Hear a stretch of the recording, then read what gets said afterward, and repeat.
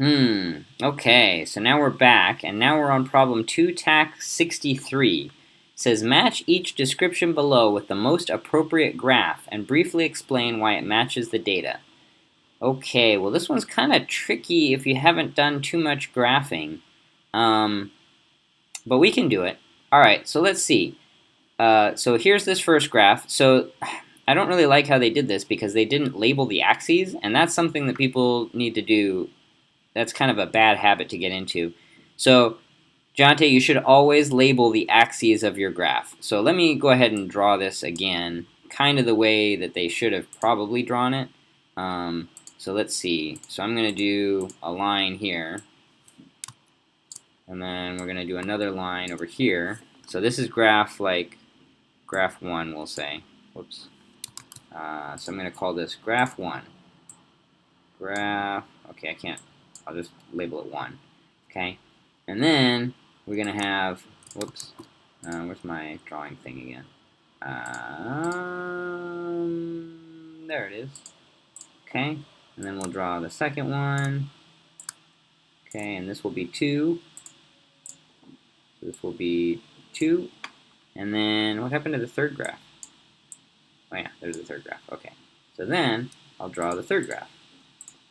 Probably need to draw the lines or the rest of it here pretty soon too. So there's the third one. I'll just call this number 3. Okay.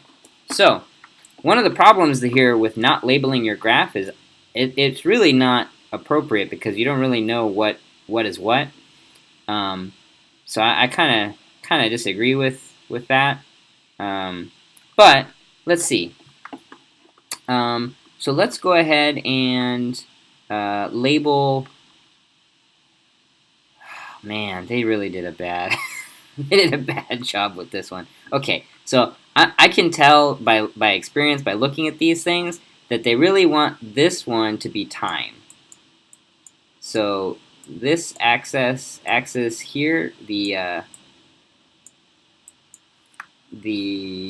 x-axis, I think they want that one to be labeled time. So I'm going to put that on all of these graphs over here. So that's going to be time. This is going to be time also. Okay? And so what that means is that usually, because the origin is usually 0, that we're starting at 0 time here, and then this goes farther in time to the right. Right? So let me, can I add an arrow onto this thing? Right? So to the right would be time, farther in time. Okay? So we're going to do that. Will they let me put an origin on here? Oh, there we go. Yeah, and so then on the left here will be the origin, which will be 0. Okay? All right.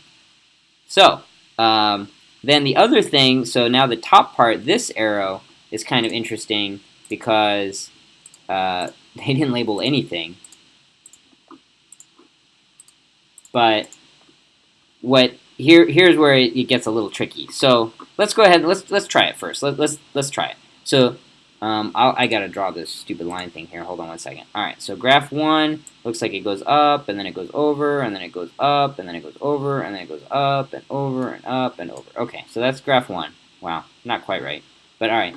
And then graph 2, it looks like it kind of goes straight and then it drops and it goes straight and then it drops and it goes straight and then it drops and then it goes straight and then drops and drops and drops. Okay.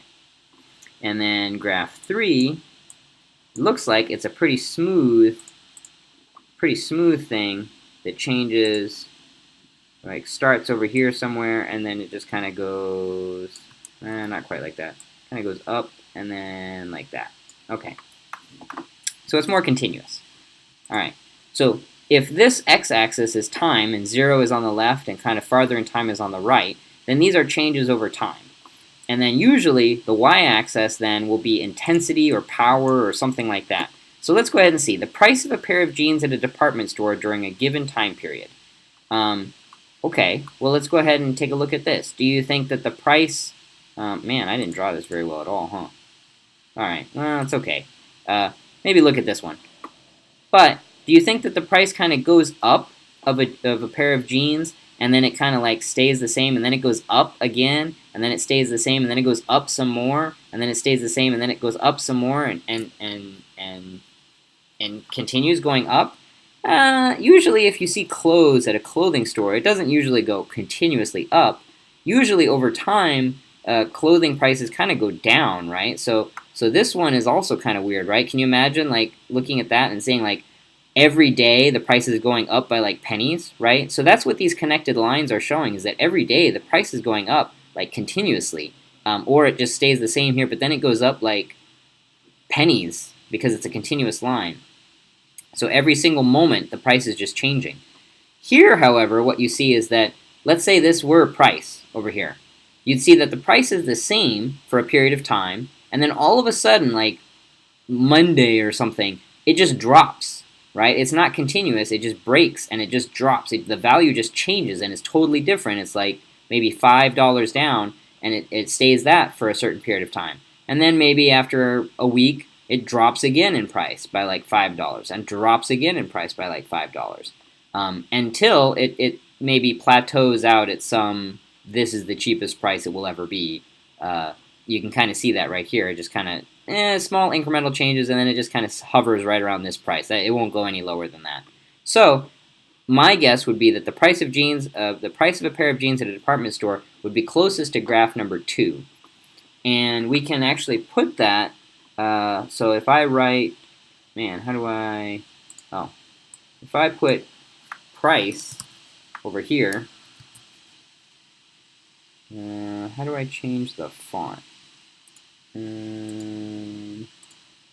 we go. I'll change the font to like 36. Right, so this would be the chart that I would assume is for the pair of jeans. So let's see what they say. Prices stay constant for a specific amount of time. Which graph makes sense? Well, this one, they do stay constant for a certain period of time, but in between them, they're changing continuously. That's very unusual for a price of a pair of jeans to be like changing every minute. This one, they change suddenly and with no connection. So it's just like there's stable price, and then suddenly it like drops by like $5, and then boom, it's now on that price. So, all right. And so now let's look at the next one. Temperature of water being heated in a pot on the stove. All right, so when you heat something up, does the temperature kind of go up and then stay the same for like 10 minutes and then go up and then stay the same for a while and then go up and then stay the same? Or does the temperature kind of just slowly go up and slowly go up, and then once it reaches a certain level, like maybe boiling point, right, it doesn't get any hotter, because as soon as it's boiling, it turns into steam and it's no longer water and it just leaves the stove. So this continuous looking line is probably what would be the pot of water. And so if that's the case, then I guess I see why they didn't label anything, because that would kind of give it away. But still, they could have at least labeled time. So this would be maybe temperature, right, on that one. So it'd be time versus temperature. This one would be time versus price. Okay, so I would say that so the water being heated up in a pot on the stove is graph number 3. Well, that doesn't leave too many options, but let's see whether we can make sense of this river miles traveled during a rafting trip. So let's see. So they're traveling the number of miles. So that if this were the miles, right? So let's see. So let's move this over here and call this maybe distance, right? Or I guess they say miles, right? So we'll do miles. Okay. So if this is miles per time, so then they're traveling, over time, they're traveling a bunch of miles, right? And then they don't travel for a little while. Okay, maybe they camped, or maybe they kind of pulled over or something. And then they travel some more miles, right? And then maybe they stop and rest again.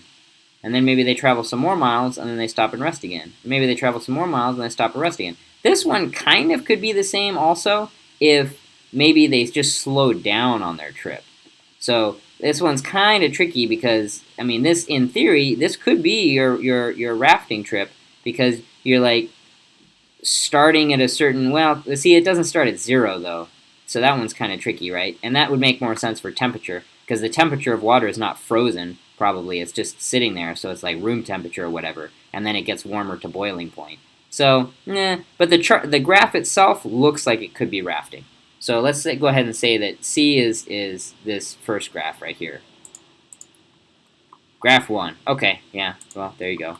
So I guess this is just more of a thought experiment on how to think about these graphs and what they actually mean to kind of give you an intuition for how to recognize what kind of graph, what the graph is showing you. All right, so that's it for that one.